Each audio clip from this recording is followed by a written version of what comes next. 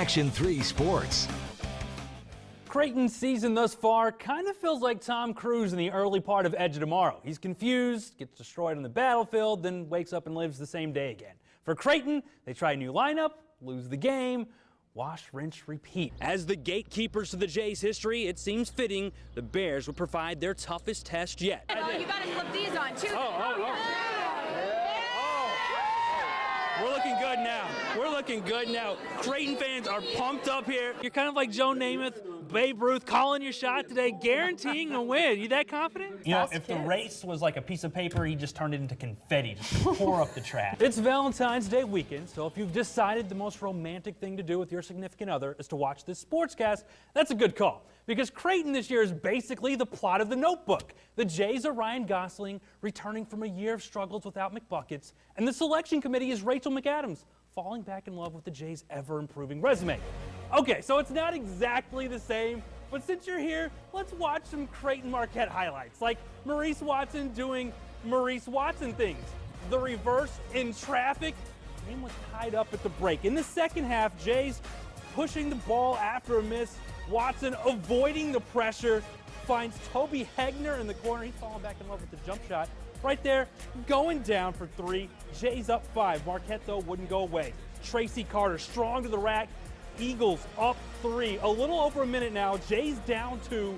James Milliken getting his Rick James on. Cold-blooded. Knocks that one down. Jays up 1. Marquette's last gasp to tie it is not going to be good. The Jays win 65-62 to take over sole possession of third place in the Big East and is their Valentine's Day card to the committee. Coaches like to talk about sports teaching their athletes life lessons. At Vanderbilt, it's the student managers teaching that topic. It would be tough to ever complain about anything that you would have physically with Josh in our locker room, in our classroom, in our environment. It's been a blessing to have those two guys in our program. They do so much for us that just goes unseen. So for them to be here is just as special as us. Special is a good word for it, because it takes someone special to stare down a streptococci infection that cost him all 4 limbs and nearly his life. It takes someone like Josh Rahutsky. We just wanted him in our culture because of who he was and what he stood for in his spirit. Rahutsky didn't flinch. He turned his tragedy into resolve. And the adversity-hardened teenager kept chasing his dream, baseball. He helped his high school team make the playoffs and then turned his eyes to his next step. I still want to be a part of a college team, even though I wasn't going to be playing. His 10th grade year, when he first wrote me the note, we recruited him. We recruited him as if he was Tyler Beatty. Basically, I kind of told my story, some of the accomplishments I had, why I wanted to be part of this program, how I could help him, and fortunately he gave me that opportunity, and here I am today. Rahutsky didn't give up, and neither did fellow student manager Mike Portu. Well, right when I was born, one of the valves that took all the blood from my heart to my lungs, it wouldn't open. So I had a couple surgeries right after I was born within my first month of life, just to try and open that. Took a couple tries, but eventually they got it open. Then I was fine for 19 years after that, and right after high school they decided, all right, it's time to do another one. Portu survived 4 heart surgeries to find his way to Vanderbilt. Together, the two managers have stared down the Grim Reaper's advances and helped the Commodores realize what it takes to overcome long odds and advance in their season. It's just to be able to be with them every day and see the smile on their faces and the positivity they bring. It's just, I mean, it will make your day a whole lot better just being around them. A mosaic of heartbreak has forged hearts that can't be broken, wills that can't be bent, and no goals that can't be reached. It's something that I always dreamed of, and so to be here today, it means a lot. Vanderbilt's wins and losses on the field will ultimately determine if they bring home a title. But in the Commodores' dugout, the only thing that exists are wins. On the court, he's the hype man. Instant energy, momentum swinging, playmaking Canadian Red Bull. But Jahen's Manigat is more than just unbridled hoops energy. He's also the Beethoven of basketball. I was about 5 years old. You know, my parents were kind of big on music and, you know, outside of school activities and stuff like that, they saw that I wasn't really doing anything, so they decided to just test it out. And it turned out that I had some, you know, pretty good skills, and I kind of just stuck with it. He eventually dropped the piano in favor of hoops, but this year an opportunity in the form of a class gave him a chance to pick up the piano again. and he's rediscovered a passion he thought he'd lost. I think it's just a fun skill to have. I don't ever want to drop it ever again. I think it's something I really want to do for the rest of my life. Manigat spends his days trying to tickle the twine. But at night, he's tickling the ivory and getting lost in his music. Well, let's just say I've had a really tough day or a really tough practice. You know, I could always come down here, play for an hour and a half, and just kind of, you know, let go of everything else that was around me for that day. It's just, you know, it just relaxes me. Amazingly, a person who performs in front of 17,000 plus people actually finds playing the piano a little more nerve-wracking.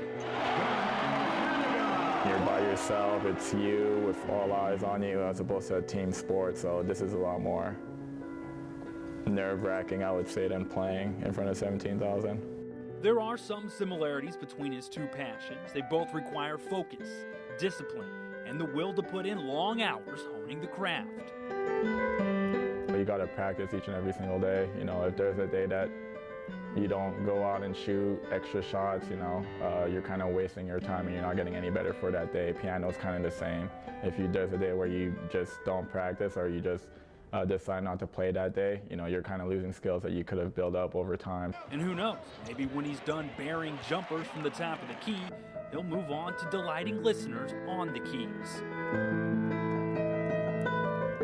Like I said, like, you know, when you go to Von Maur, you go to like classical stores, you always hear that piano guy playing and you're just like, wow, I wish I could do that. Well, now I have a chance to be one of those guys, so not to say that that's what I'm gonna do with my future and that's my goal, but it's just neat to have that skill set.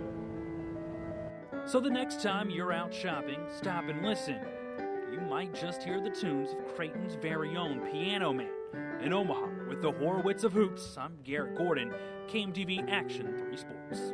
It's one of those stories in sports that feels like it was ripped from a Hollywood script, a moment almost too outlandish to be nonfiction. 3 high school teammates playing together in college, 2 wins away from a championship being played in their hometown. We get told a lot at the end of games, we're like, oh look, the Papio South girls are on the court. That's just something that it's so cool all being from here. Amber Rolfson, Katie Rolfson, and Kelly Hunter are more than just the Papio South girls. They're the Titan trio that have helped the Huskers to the brink of a 4th national title. Helps the Huskers win. It kind of shows that volleyball is just like all over the country now, and anybody's good. People are producing good volleyball players, and I think it's very fitting to be in Omaha this year. The last time Nebraska brought home a championship, Hunter was actually in the stands, dreaming of a future that eventually came true. I just remember being here and seeing them win, and like for me, that was when I was like, I want to be a Husker. So that's the feeling I remember from that. It's just something that every girl dreams about, but it's just one thing only one team gets to do every year. So I just think that's just something that would be a testament to this team and just the chemistry we have this year. Chemistry is something they have in spades. A chemistry developed over 7 years of playing together. I know them in and out. Like I know what they're saying before they say it. I know where they're at on the court, and I can tell which one's which, like in my peripheral vision. Winning is something of a tradition for this talented triumvirate. They only lost once in 3 straight years of high school titles. They've been to at least the Elite 8 every year of college, and now they're hoping to continue that tradition of victories at the sport's biggest stage. We made it, Destination Omaha, that was our goal, and now we need to finish strong. Being in the home state of Nebraska with all our home fans, that's just something that I probably couldn't even describe. We're still ready to take that one more step further. They're walking in the footsteps of the legends before them, hoping to create a new set of prints for the next generation to follow.